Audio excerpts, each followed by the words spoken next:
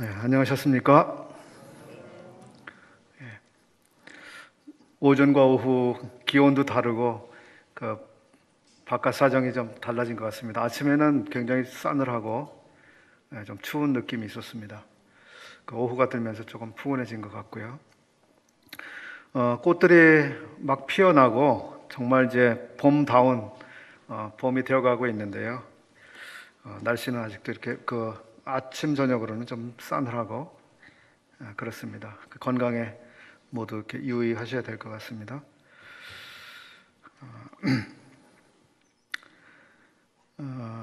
방금 저희들이 주의 만찬 예배를 함께 드렸습니다. 떡과 잔을 앞에 이렇게 놓고 다 함께 바라보고 떡이 의미하는 바 그리고 잔이 의미하는 바 우리 주님의 몸 또 우리 주님의 보혈 묵상을 함께 하고 마음의 경배를 드렸습니다. 고린도전서 11장 한번 열어주시겠습니까? 고린도전서 11장 23절부터 26절까지 함께 보겠습니다.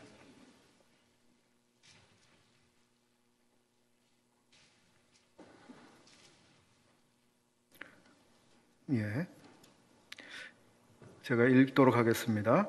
눈으로 함께 봐주시기 바랍니다. 내가 너희에게 전한 것은 주께 받은 것이니 곧 주 예수께서 잡히시던 밤에 떡을 가지사 축사하시고 떼어 이르시되 이것은 너희를 위하는 내 몸이니 이것을 행하여 나를 기념하라 하시고 식후에 또한 그와 같이 잔을 가지시고 이르시되 이 잔은 내 피로 세운 새 언약이니 이것을 행하여 마실 때마다 나를 기념하라 하셨으니 너희가 이 떡을 먹으며 이 잔을 마실 때마다 주의 죽으심을 그가 오실 때까지 전하는 것이니라. 오늘 메시지 제목을 보여주라 이렇게 정했습니다. 보여주라. 지금 읽은 본문 안에 전한다라고 하는 단어가 두 번 사용이 되고 있는데요. 23절에 우선 내가 너희에게 전한 것은 주께 받은 것이다 이렇게 말씀하고 있습니다. 이것은 말씀 그대로 내가 이 고린도 교회에 있는 성도들에게 전달해 준 것은 주님으로부터 받은 것을 전달해 준 것이다. 이런 의미로 사용이 되고 있습니다. 중간에 영어 성경에서는 한 번 더 전했다는 단어가 사용되고 있는데요. 우리말 성경에는 이렇게 23절에 한 번 있고 26절에 다시 한 번 사용이 되고 있는데요. 너희가 이 떡을 먹으며 이 잔을 마실 때마다 주의 죽으심을 그가 오실 때까지 전하는 것이니라 해서 두 번째 전한다고 하는 단어가 사용되고 있습니다. 다비 번역본에 의하면 이 전한다고 하는 것을 announced라고 사용하고 있습니다. announce, 알려주는 건가요? 이렇게 소식을 전해주는 것 같은 그런 뉘앙스가 있죠. 그런가 하면 킹 제임스 버전 그 성경에 의하면 이 단어는 shew라고 하는 영어 SHEW 이게 고어 영어인데 현대 영어로는 show죠. SHOW show라고 하는 단어가 사용된 것입니다. 전한다고 하는 것이 23절과 26절이 이렇게 각각 다른 뉘앙스를 가지고 사용이 되고 있습니다. 그래서 우리가 함께 주의 떡과 주의 잔을 이렇게 나누었는데요. 이렇게 행함으로써 주님의 죽으심을 주께서 다시 오실 때까지 보여주는 것이라고 말씀하고 있습니다. 그래서 여기 만찬 예배 때 우리가 함께 보고 있었던 떡과 잔은 주님의 죽으심을 보여주는 것이다. 이런 보여준다는 의미를 가지고 있고요. 또 하나는 우리들이 이 주님의 떡과 잔을 보면서 예배 드리는 이 예배라고 하는 이 예배 자체가 하나의 이 보여주는 의미를 또 가지고 있다라고 하는 것입니다. 우리가 이렇게 예배 드림으로써 주님의 죽으심을 보여주는 이런 예배가 된다. 이런 뉘앙스로도 읽힐 수 있을 것 같습니다.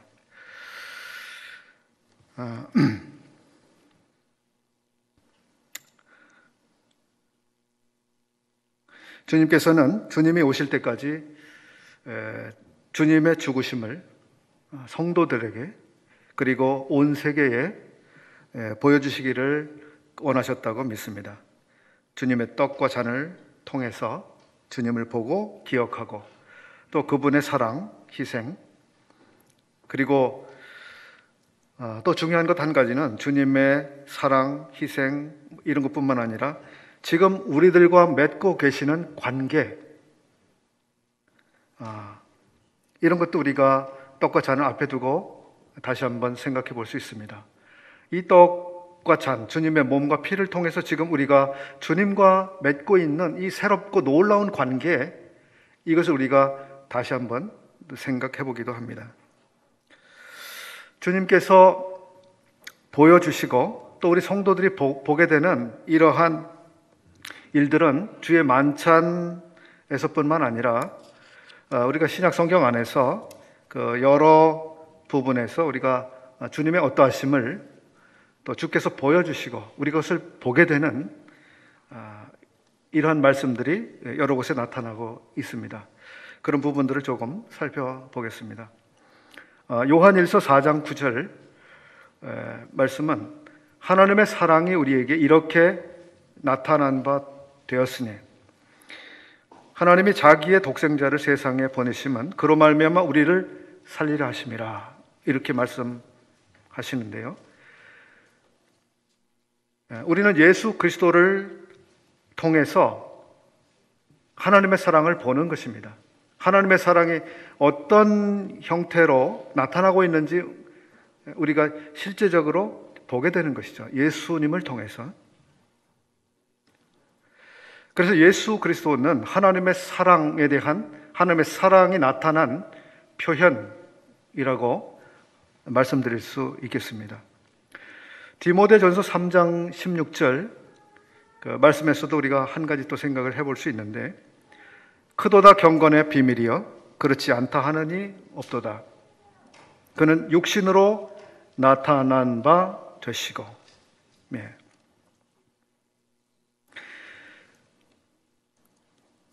경건의 비밀, 즉 하나님과 관계된 그 놀라운 것들이 이 예수 그리스도라고 하는 육신을 통해서 나타나시게 되었다.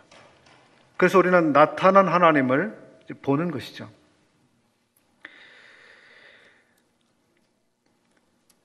하나님께서는 사람의 눈에 보이지 않는 분이라고 말씀하셨는데요. 보이시는 하나님으로 우리들 앞에 나타나셨습니다. 이것은 하나님의 배려라고 생각합니다. 하나님의 배려. 예수 그리스도께서 이 세상에 오셔서 하나님을 보여주시지 않았다면 우리는 결코 하나님을 볼 수 없었을 것입니다. 영원토록 보지 못했겠죠. 그래서 사람들은 자기 마음대로 상상하고 추론하고 그리고 해가지고 하나님은 뭐 이런 분일 거야. 이런 하나님이실 거야. 하나님은 뭐 저렇게 저런 생각 가지고 계신 분이야. 제각각 별별 생각을 많이 했을 거예요. 물론 구약 성경에 하나님께서 어떤 분이신지를 계시해 주셨습니다만 예수 그리스도께서는 하나님을 완벽하게 표현해 주신 그런 분이셨습니다. 그래서 우리가 예수 그리스도를 볼 때마다 사실은 하나님을 보게 되는 거죠. 요한복음 14장 9절에서 빌립이 요청을 했죠. 아버지를 좀 보여주십시오. 요청했습니다. 예수님께서 대답하셨습니다. 예수께서 이르시되 빌립아 내가 이렇게 오래 너희와 함께 있을 때 내가 나를 알지 못하느냐? 나를 본 자는 아버지를 보았거늘 어찌하여 아버지를 보이라 하느냐? 예, 이 아드님 예수 그리스도는 아버지를 아주 퍼펙트하게 완벽하게 보였다고 말씀하고 있습니다. 그래서 나를 보았는데 어떻게 아버지를 더 보여달라고 그렇게 하느냐? 충분히 네가 아버지를 보았다, 나를 통해서.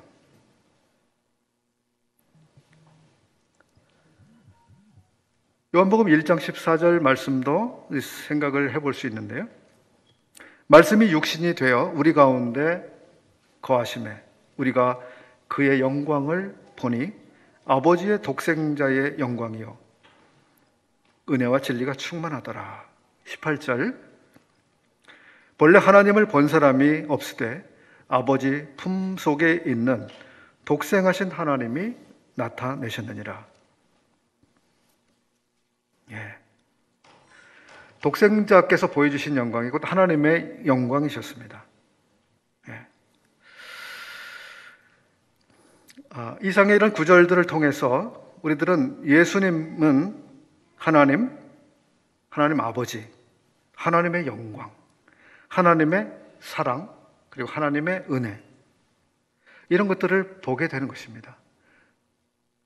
그리고 하나님이 가지고 계신 생각, 하나님이 가지고 계시는 관심, 이런 걸 알 수 있죠. 하나님은 우리들에 대해서 우리에 대해서 어떻게 관심이 있으신지, 우리 무엇에 대해서 관심이 있으신지를 그 아드님을 통해서 우리에게 알게 해주셨습니다.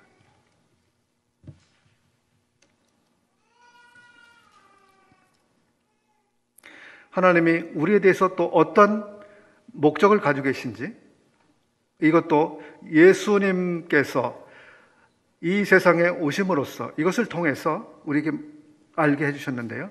한 가지 예만 들어보시죠.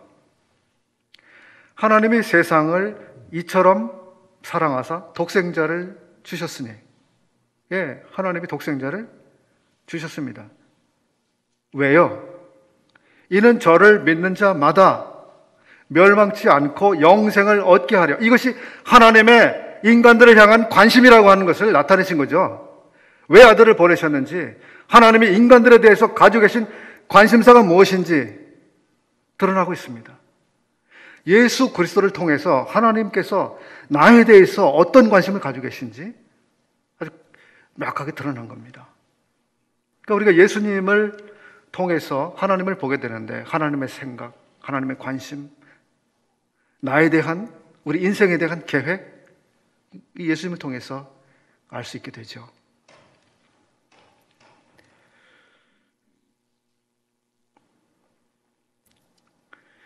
우리가 하나님을 잘 알려면 예수님을 잘 알아야 되겠죠. 그러므로 예수님을 아는 만큼 우리가 하나님 아버지를 알게 됩니다. 이제 하나님 아버지를 실질적으로 보여주신 예수님, 그 점에 대해서 생각을 해봤는데요. 이거 좀 시선을 조금 바꾸어서요. 이번에는 예수님과 교회와의 관계에서 좀 생각을 해보겠습니다.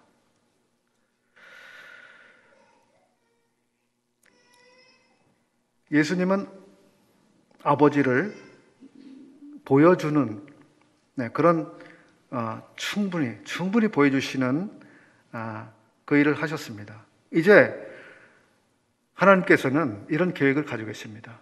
하나님께서는 이 교회를 통해서 예수 그리스도를 실제적으로 보여주기를 원하시는 그 기대가 있습니다.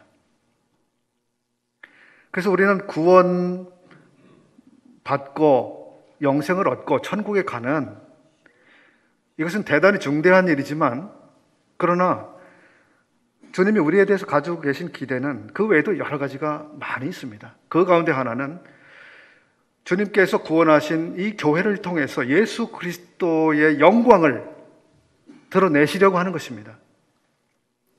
에베소서 5장 24절과 25절 말씀을 보겠습니다. 에베소서 5장 24, 25.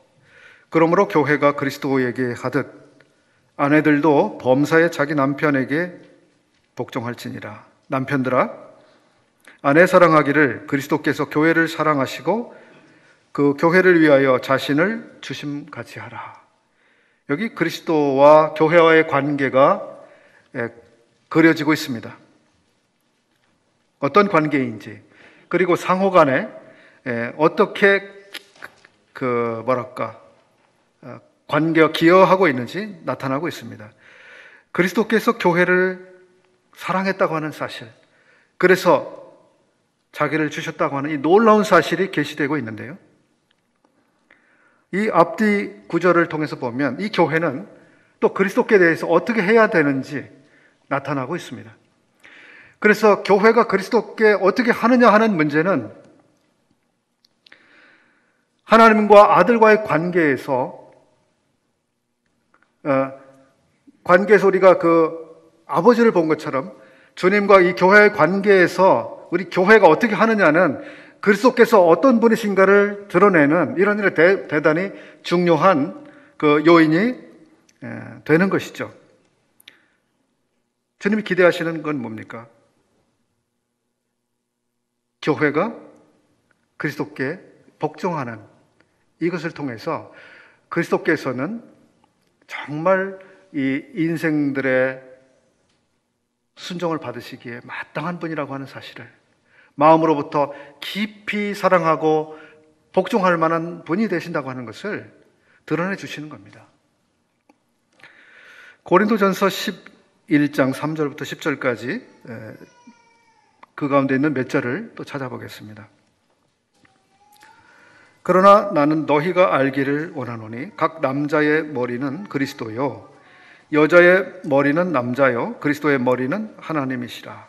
무릇 남자로서 머리에 무엇을 쓰고 기도나 예언을 하는 자는 그 머리를 욕되게 하는 것이요 무릇 여자로서 머리에 쓴 것을 벗고 기도나 예언을 하는 자는 그 머리를 욕되게 하는 것이니 이는 머리를 민 것과 다름이 없습니다.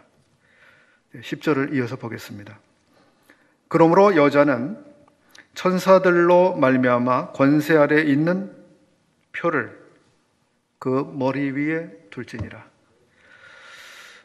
이 고린도전서의 이 본문은 어떤 분들에게는 참 불편한 본문이 되기도 하는데요.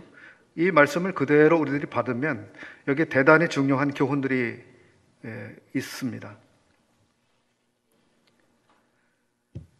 하나님께서는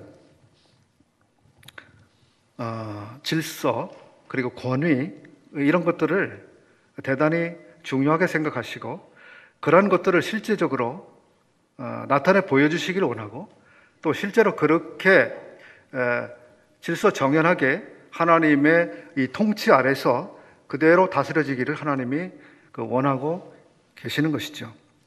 그래서 남자의 머리는 그리스도고 그리스도의 머리는 하나님이라고 하는 이 사실을 통해서 하나님께서 얼마나 이 최고의 권위에 계셔야 되는지를 말씀하고 계시고 그러한 중요한 가치를 실제로 보여주시는 이런 방법으로서 여자들에게 머리에 있는 이 표라고 하는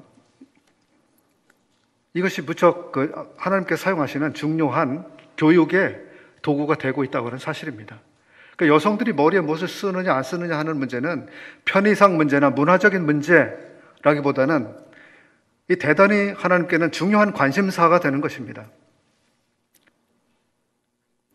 이 머리에 쓰므로 인해서 바로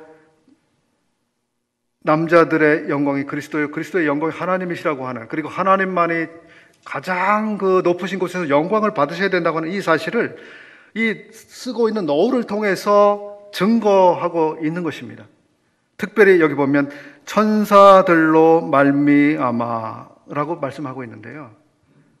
천사들, 영적인 존재들이죠.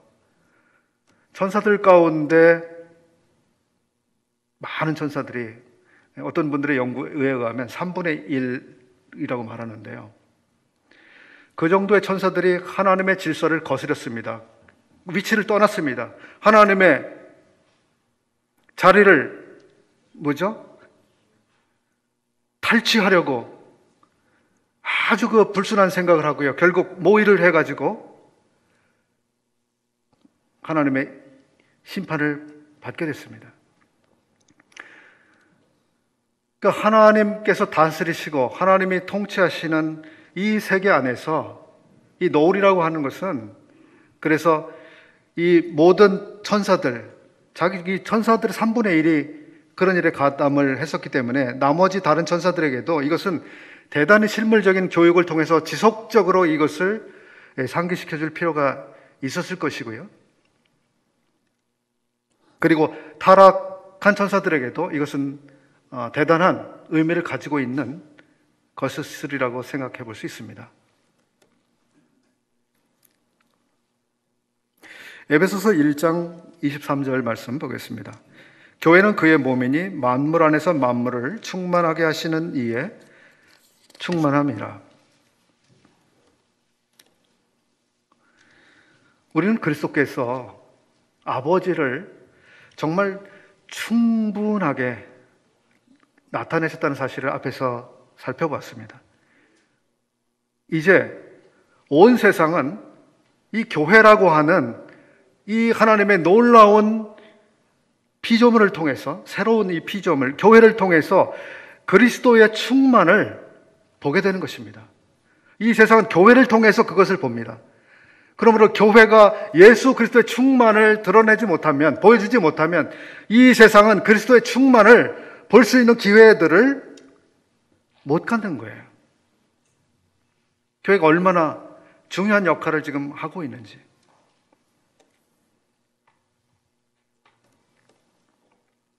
그리스도께서는 아버지의 생명으로 충만하신 분이셨죠. 거룩으로 충만하셨죠. 은혜와 사랑으로 충만하셨죠. 지혜로 충만하셨죠. 영광으로 충만하셨죠. 그러한 예수 그리스도의 그 충만하심, 이런 것들이 이 교회를 통해서 드러나기를 주님이 기대하고 계신 거예요. 예수님의 은혜, 예수님의 진리, 예수님의 거룩, 예수님의 긍휼,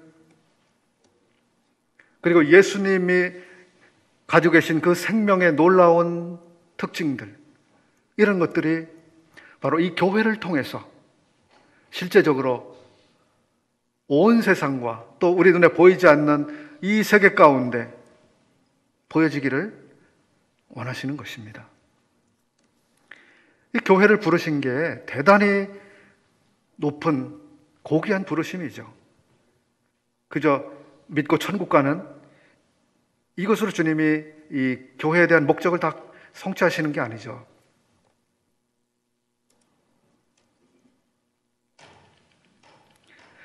이런 고귀한 부르심 때문에 교회는 그저 아무렇게나 존재하고 아무렇게나 있어도 되는 그런 존재가 아닙니다.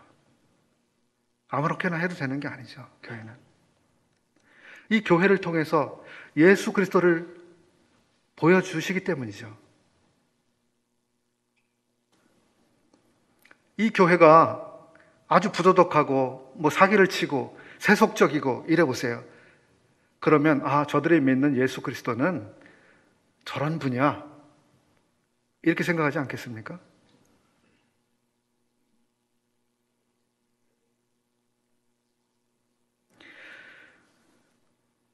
예수님의 지혜를 이 교회를 통해서 드러낸다고 했을 때 한 가지 예를 들어보겠습니다.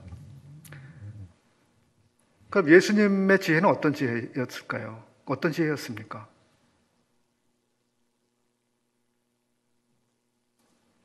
예수님이 가지고 계셨던 그 지혜는 이 세상 지혜가 아니셨죠?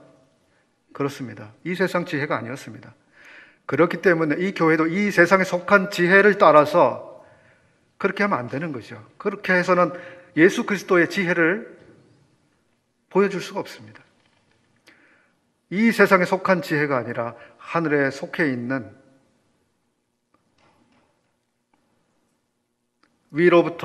위에 아버지로부터 오는 그 지혜에 속한 그런 지혜들로 이 교회가 행해야 하는 것이죠. 이 세상에 속한 지혜들이 어떤 것들이 있습니까?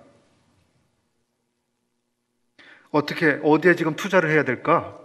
어디에 지금 땅을 좀 알아봐야 될까? 어떻게 해야 승진을 좀 빨리 할 수 있을까? 이런 류의 지혜들이 이 세상에 속한 지혜들이 아닐까요?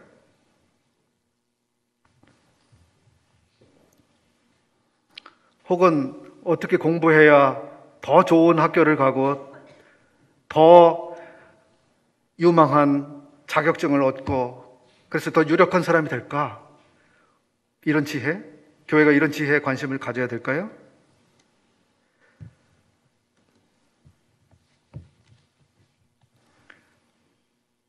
교회는 바로 하늘에 속해 있는 그런 지혜들을 드러내는 그런 지혜를 드러내야 하는 것이죠. 예수님의 겸손에 대해서도 한번 생각해 보겠습니다. 예수님의 겸손을 교회는 어떻게 이 세상에 보여줄 것인가? 예수님이 얼마나 겸손한 분이셨는가?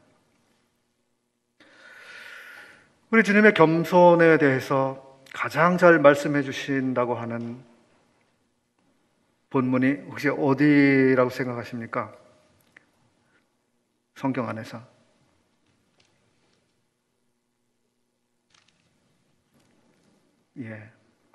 여러 곳들이 있겠습니다만 빌립보서 2장 3절부터 7절까지 내용을 한번 생각해 보겠습니다. 주님이 얼마나 어떻게 겸손하셨는지, 아무 일에든지 다툼이나 허영으로 하지 말고 오직 겸손한 마음으로 각각 자기보다 남을 낮게 여기고 너희 안에 이 마음을 품으라. 곧 그리스도 예수의 마음이니 그는 근본 하나님의 본체시나 하나님과 동등됨을 취할 것으로 여기지 아니하시고 오히려 자기를 비워 종의 형체를 가지사 사람들과 같이 되셨고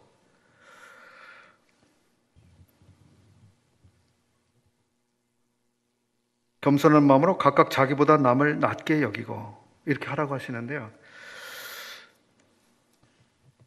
삼위 하나님에 대해서 이렇게 묵상을 하다 보면 정말 놀랍습니다. 그 삼위 하나님, 아버지와 아들과 성령 하나님께서 얼마나 서로를 아끼시고 위하시고 배려하시고 높이시는지 정말 아름다운 관계입니다. 아버지는 아들을 영화롭게 하시려고 어떻게든지 더 영광스럽게 하시려고 하시고 아들은 아버지를 어떻게 하면 더 영광스럽게 해드릴지 그렇게 하시고 성령께서는 예수 그리스도를 증거하시고 더 드러내시려고 하시는 그런 사역을 하시고 얼마나 아름다운 관계인지 몰라요. 각각 자기보다 남을 낮게 여기고라고 하는 것은 우리 사람들 사이에서의 교훈입니다만 이런 좋은 본을 삼위 하나님 안에서 우리가 또 발견할 수도 있습니다.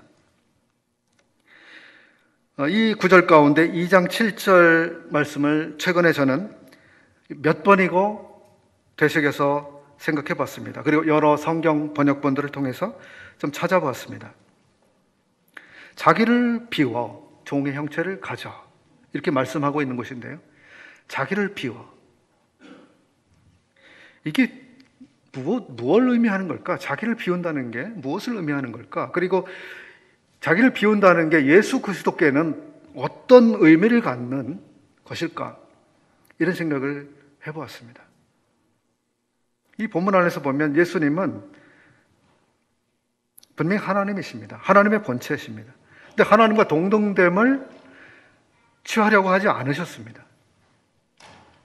그리고 오히려 자기를 비우셨다고 말씀하고 있는데요.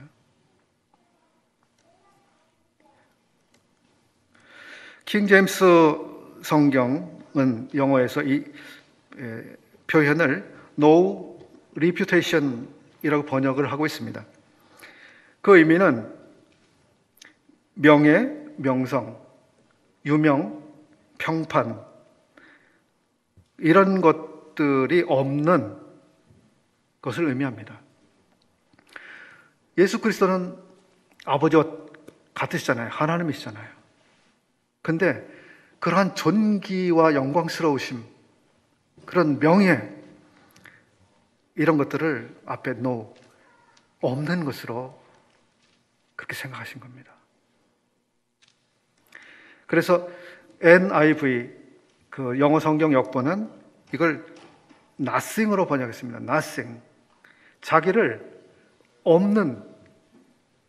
자기는 없는 존재로 스스로 여기신 거예요. 동일하신 하나님임에도 불구하고 나는 아버지를 위해 나는 nothing, 나는 없습니다. 아버지만 있습니다.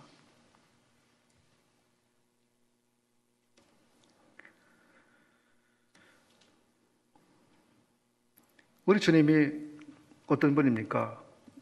아까 예배 시간에 골로새서 어느 형제님이 인용하셨습니다만, 또 히브리서를 우리가 떠올리겠습니다만, 예수 그리스도는 만물의 창조자이십니다. 만물을 다스리고 만물을 붙드시고 만물의 주인이십니다. 이 어마어마하신 분이 예수 그리스도신데요, 이분께서 아버지 앞에서 자기를 nothing으로 지금 여기고 이 세상에 오셨습니다.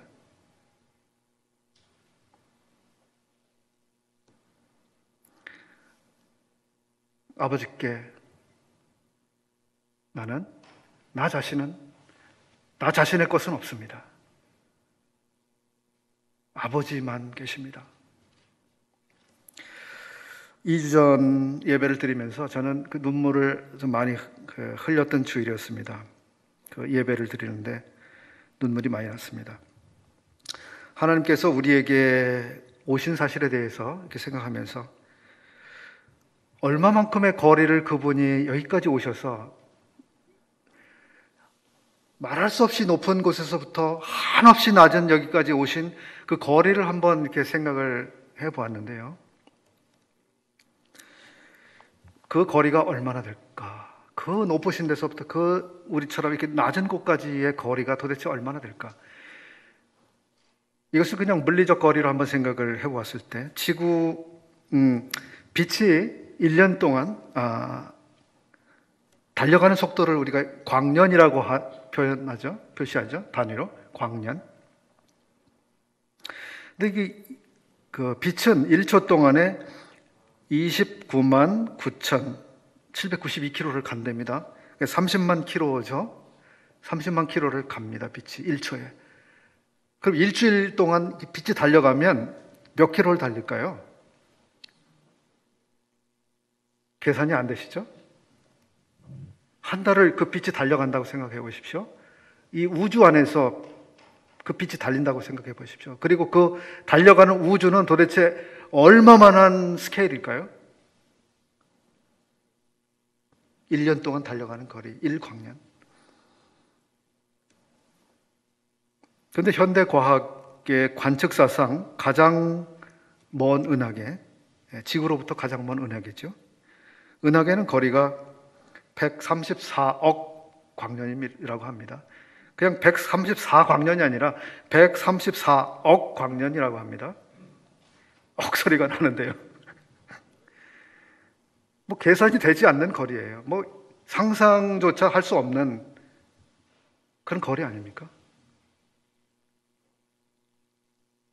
빛이 1초 동안 날아가는 속도만 해도 우리가 그 거리를 감히 생각을 못 하는데요. 1년도 아니고 134억 년 해가 달리는 속도로요. 그 어마어마한 스케일이 이 우주거든요. 근데 이 우주보다 크신 분이 하나님이시잖아요. 그리고 그렇게 높은 곳에 계신 분이 하나님이신데요. 그분이 여기까지 134억 광년, 아마 그 이상이 될 겁니다. 그 무한의 거리를 그분이 오셨습니다. 근데 오셨다는 게 그냥 이쪽에서 이쪽으로 이렇게 간 것이 아니라 저기서부터 이렇게 내려오신 거로 표현되고 있습니다. 내려오신 거로. 그건 뭡니까? 그러니까 위치적인 것뿐만 아니라 거기에는 가치적인 것이 들어있는 거죠. 값으로 계산할 수 없는 어마어마하신 그분께서 한없이 가치가 적은 이곳으로 내려오신 거예요. 말할 수 없이 거룩하고 영광스럽고 존귀하신, 탁월하신 그분께서 여기까지, 우리가 사는 여기까지, 여기가 도대체 어떤 곳입니까? 모든 태어난 것들은 죽어야 하는 곳이 이곳입니다. 출생했으면 반드시 죽어야 하는 곳이 이 땅입니다. 그렇지 않습니까? 부패가, 온통 부패할 수밖에 없는 여기서 사람들이 싸우고 욕심부리고 피를 흘리고, 이 땅이에요. 자기가 조금만 나와도 그냥 밟아버리고 모욕을 하고 잘난 체를 하고, 이 땅입니다. 여기를 오신 거예요, 그분께서.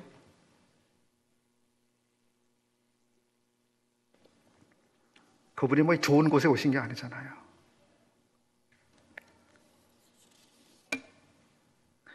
여기 오셔서 그분이 어떤 대접을 받으셨습니까? 그가 자기 땅에 오매 백성들이 어떻게 했습니까? 어서 오세요, 우리 주님, 이렇게 했나요? 자기 땅에 오매 자기 백성이 영접지 아니했다. 자기 백성도 영접하지 않았습니다. 그러니 이방인들은 어떻습니까? 그분이 여기 와서 어떤 대접을 받으셨습니까? 영접지도 않았죠. 거절당하셨죠. 사람들은 그분을 향해서 조롱하고 비아냥거리고, 그렇게 그분이 여기 와서 그런 대우를 받으셨습니다.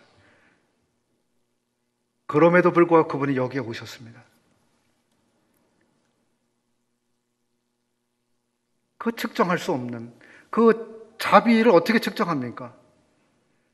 얼마나 긍휼이 크시기 때문에, 우리를 그렇게 불쌍히 여기시고 사랑하시기 때문에, 그 말할 수 없는 지극히 높으신 존재께서 여기까지 오셔서 그런 수모를 기꺼이 당해주신 겁니까?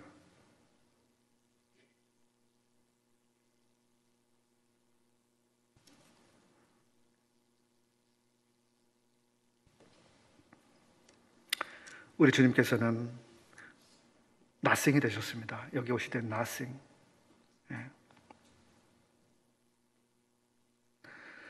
우리 육신은 이걸 못 받아들입니다. 누군가 간혹 우리 비위를 상하게 해보세요. 우리 가만히 있습니까? 속에서 뭐가 치밀어 오르지요? 바로 막말이 나갑니다. 어이, 나를 이거 바보로 알아? 이러잖아요, 사람들이. 누굴 등신 취급해? 이러지 않습니까? 나를 뭘로 보고 그래? 나를 뭘로 보고 그래? 이러잖아요, 사람들이요. 난 낯생이 아니라는 거예요.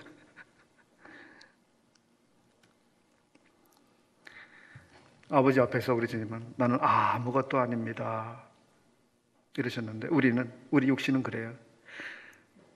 나는 아무것도 아닌 자가 아니야.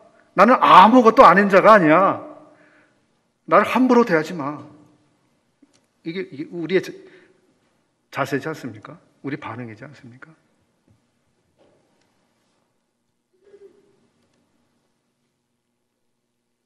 그리스도께서는 하나님을 보여주셨습니다. 하나님의 은혜, 영광, 진리, 거룩, 의, 놀라운 것들을 보여주셨습니다. 교회는 예수 그리스도를 보여주도록 부르심을 받았습니다. 이 교회를 통해서 주님은 보여주고 싶어 하십니다. 주님을 보여주고 싶어 하십니다. 주님의 온유, 주님의 겸손, 주님의 긍휼, 주님의 사랑, 교회가 그걸 보여주기를 주님 원하시는 거죠.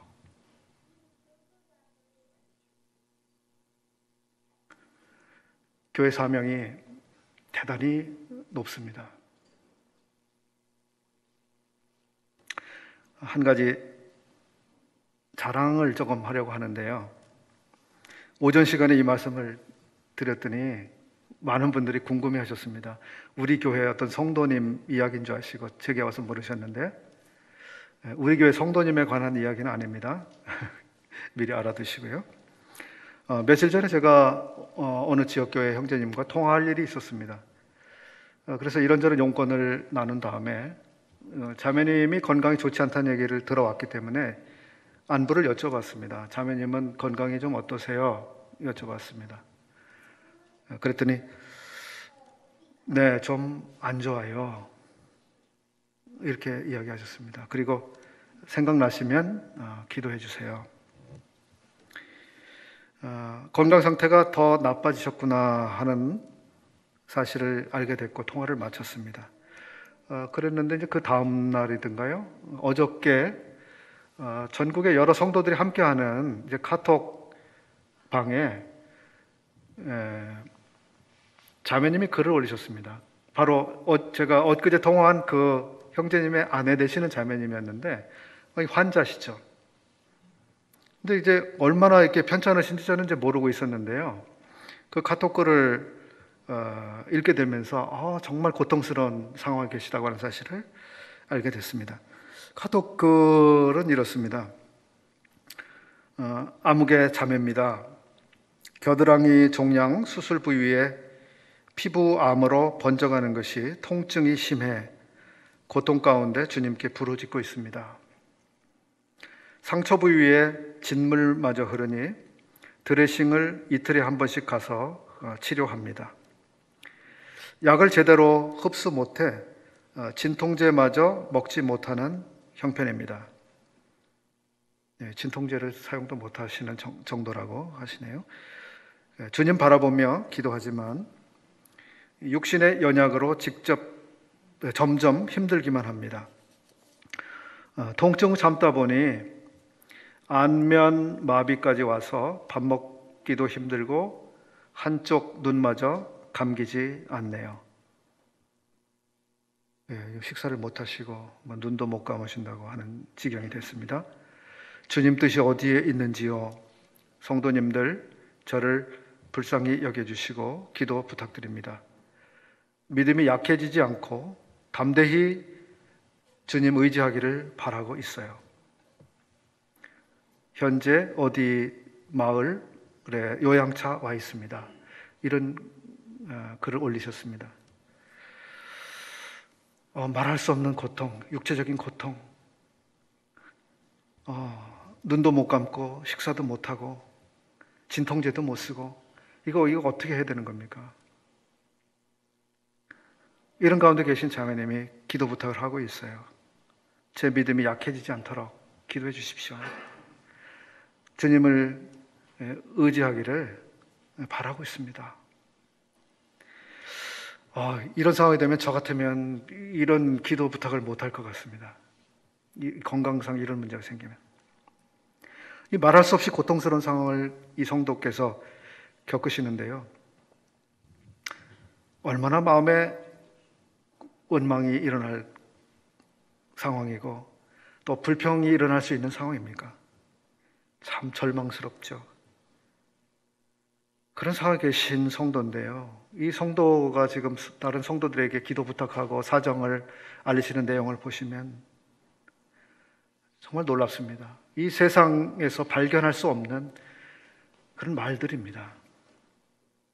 주님 자비를 구하고 성도들의 기도를 요청하고 연약해져가는 본인의 믿음을 불안스럽게 생각하면서 성도들의 기도의 도움을 구하고 있습니다. 여러분, 이런 말들 세상에서는 발견될 수 없는 말들입니다. 주님을 사랑하는 사람들, 성도들, 교회만이 이 말들을 이해할 수 있고요. 그 말들을 공감할 수 있습니다.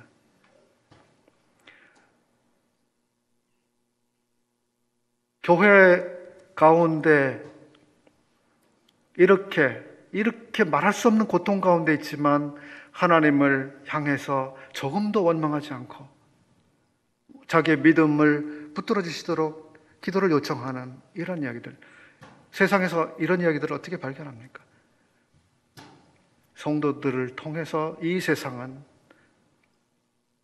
바로 주님을 보게 됩니다. 저렇게 고통스러운 시간에, 저런 상황에서도 예수 그리스도는 정말 찾을 만한 분, 의지할 만한 분, 끝까지 신뢰할 만한 분이라고 하는 사실을 이 세상은 보는 것이죠.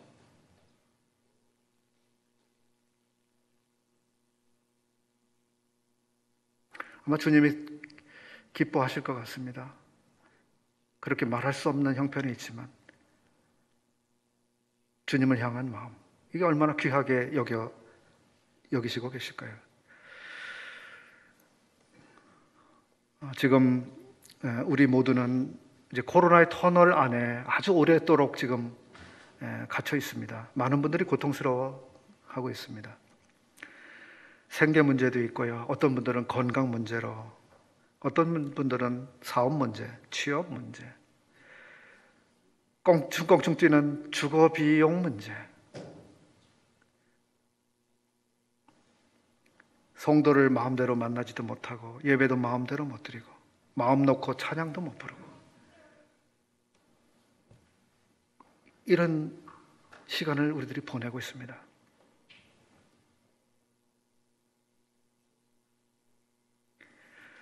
예배를 드리면서 유명한 신앙 시를 한번 이렇게 마음에 떠올리게 됐었습니다. 많은 분들이 아시겠습니다만 모래 위에 발자국이라고 하는 시입니다. 그 시의 화자는 하나님 앞에 아주 불평스럽게 따져 묻고 있습니다. 하나님, 그때 왜 그러셨어요? 하나님, 내가 내 인생에서 그렇게 힘든 시간을 보내고 있을 때 왜 저를 그렇게 혼자 내버려 두셨어요? 왜 혼자 외롭게 그 길을 걷게 하셨어요?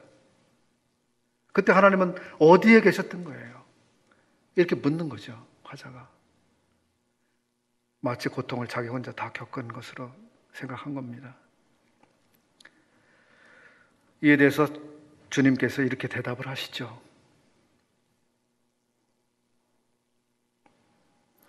네가 네 삶에서 가장 힘겨운 때를 보내고 있을 때 모래 위에 두 사람이 같이 걸어가던 그런 좋은 시절이 있었는데요. 모래 위에 그 시절에 딱 한 사람의 발자국만 남아있는 거, 그거는 너 혼자 걸은 게 아니라 내 발자국이야. 네가 힘들어서 더 이상 걷지 못할 그런 상황이었을 때 내가 너를 안고 걸어갔어. 그래서 모래 위에는 하나의 발자국만 있는 거야.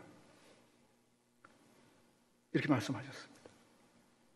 지금 우리가 지나고 있는 터널, 마치 모래 위에 발자국을 남기고 있는 것 같은데요.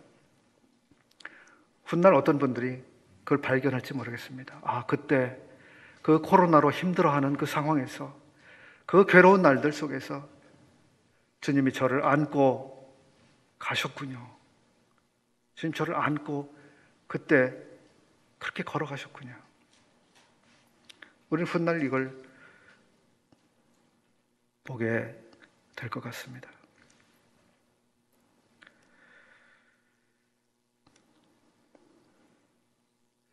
우리가 이렇게 힘겹고 가파른 길을 걸어가는 것이 어쩌면 오히려 세상이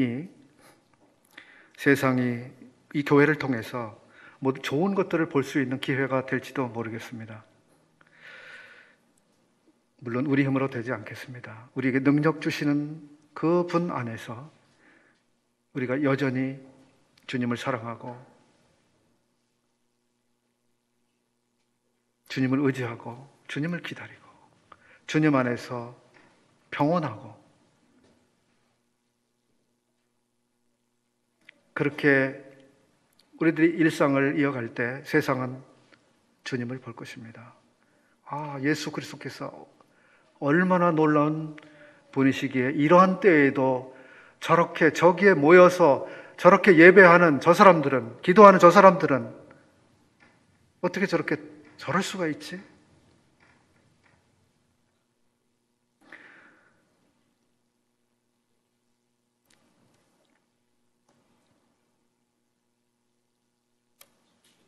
사도 바울은 빌립보서 3장이죠.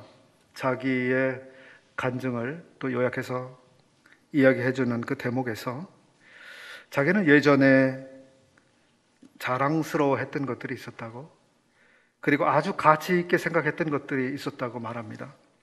그리고 자기가 힘써 추구하며 성취하려고 있었던 그것이 있었다고 말합니다. 자기는 뭐 베냐민 지파에 속속했고 어떻게 됐고 뭐 그런 얘기를 쭉 하면서요, 자기는 대단한 것들을 추구하며 살았다고 말합니다. 그리고 이어서 이야기하죠. 내가 예수 그리스도를 만나게 된 다음 나의 옛 그 모든 것들은 이제는 배설물로 여기고 있다. 옛날 그것들은 nothing, 나에게 아무것도 아니다. 더 이상 그런 것들이 나를 이끌고 가지 못하고 나를 얽매게 하지 못한다. 나에게는 새로운 방향, 새로운 목표, 그것이 있다고 말하는 거죠.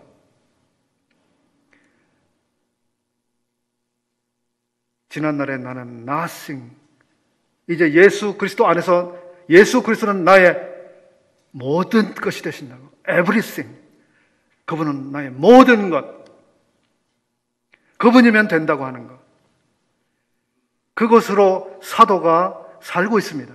이것이 사도 바울 자기의 간증이었습니다.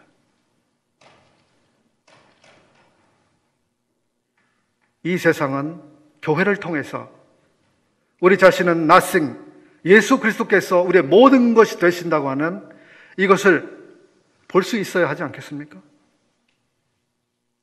그것을 보지 못한다면 어디서 이 세상이 예수 그리스도께서 그렇게 엄청난 분이라고 하는 사실을 어디서 봅니까? 지금은 위기이지만 그런 점에서 기회이기도 하죠. 범사를 주님 앞에서 생각하고 범사를 주님께 가져가서 우리의 요동하는 마음들을 주님 앞에 내려놓고 흔들리는 마음들 주님 앞에서 평온하게 그 평온을 찾고 사람들이 이리 뛰고 저리 뛰고 하는 그 시간에 주님만을 의지하면서 주님이 해결할 것을 기다리면서 이렇게 할 때 세상은 교회에서 주님을 보게 될 것입니다. 주께서 도우셔서 우리의 이 연약하지만 이 모임을 통해서 참 주님을 드러내 주시고 또 세상에 주님 자신을 증거해 주시길 바랍니다. 주님께 모든 것들을 의탁합니다.